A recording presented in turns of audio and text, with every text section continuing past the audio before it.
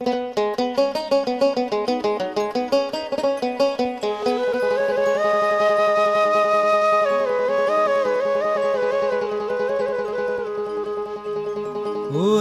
মায়া সংসাৰত কেলৈ জনম দিলা হে দয়াময় হৰি ওচৰাশী নৰকৰ কথা মই শুনিলে ও আগলৈ নচলে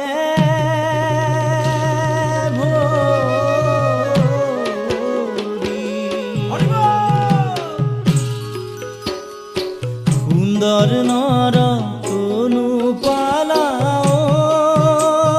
মনা গৰ্ব কি